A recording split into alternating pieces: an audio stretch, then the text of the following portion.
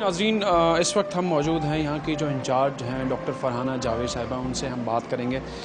जो हमने बच्चियों से बात की बिल्कुल स्टार्ट में, और फिर हमने बात की यहाँ की जो ओल्ड एज ख़वातीन हैं, जो हैं औरतें भी हैं, बूढ़ी औरतें भी हैं और जवान औरतें भी हैं, तो क्या वजूहात हैं कि ये बच्चे यहाँ पर हैं और किस तरीके से इनको फैसिलिटेट करते हैं वो तो आपने सुन ही लिया। लेकिन जो असल फैक्टर है कि अगर औरतें और बूढ़ी ख़वातीन यहाँ पर आ रही हैं तो वो किस वजह से आ रही हैं, डॉक्टर साहिबा इसको कैसा देखती हैं और क्या कहना चाहती हैं।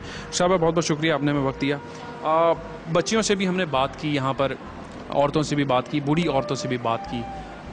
क्या वजह आप समझती हैं कि यहाँ पर जो है वो ख़वातीन आती हैं या उन्हें भेजा जाता है?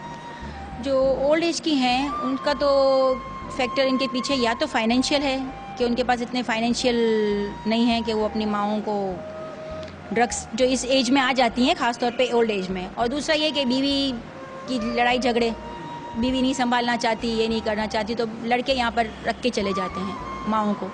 आपकी उनसे बात होती है? जो एहसास है जिम्मेदारी या जिम्मेदारी ना निभाना या जिम्मेदारी से दूर भागना, इनको हम समझाते भी हैं कि देखो माओं को घर पे रखो, अगर मेडिसिन तुम अफोर्ड नहीं कर सकते हो तो हम यहाँ से मेडिसिन भी देंगे, आप आके मेडिसिन हमसे मुफ्त में ले जाएं, लेकिन आप उनको घर में रखो।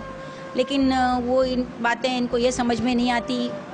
बीवियों की लड़ाई झगड़े और कहते बच्चों की जिम्मेदारियां हैं, बीवियां मना करती हैं, हमारे इतने मसले हैं, हम इनको नहीं संभाल सकते। जैसे ऐसी वजूहत होती हैं जिनका कोई हाथ पैर नहीं होता। माँ तो माँ होती है ना। आप बातचीत करती हैं उस साहब से जो आते हैं अपनी माँ को यहाँ पे वाइफ के झगड़ों की वजह से छोड़ने के लिए, तो क्या उनका कहना होता है? ये यही तो मैं कह रही हूँ कि एक जान छुड़ाने वाली बात होती है, जानना इनकी जो शिकायत होती है कि वो ये करती हैं वो ये करती हैं, उसमें 1% भी बात सच्ची नहीं होती। क्या मेडिकली रीज़न वैलिड होता है या ज़बरदस्ती बनाया जाता है? यही तो बता रही हूँ कि जब अभी आते हैं, भाई आए, अपनी बहन, मेरी बहन घर में मेरे बच्चों को मारती करती है, हर वक्त लड़ाई झगड़ा करती है, खाना सही नहीं बनाती है, काम नहीं करती है, अपने कपड़े उतार देती है, बेकी बेकी बातें करती है या घर छोड़ के चली जाती है। वो इतने सारे रीजंस देके हमारे पास एडमिट करवा के चले जाते हैं। यकीन करें उसमें से बाज़ दफ़ा एक रीज़न भी उन पे सूट नहीं कर रहा होता।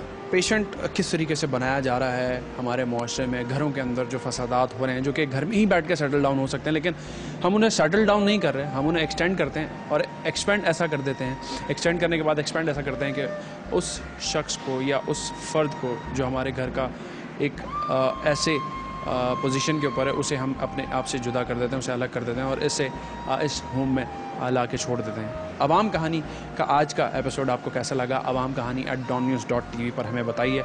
कैमरा पर्सन के साथ जुनैद मोइन को दीजिए इजाज़त। अल्लाह हाफ़िज़।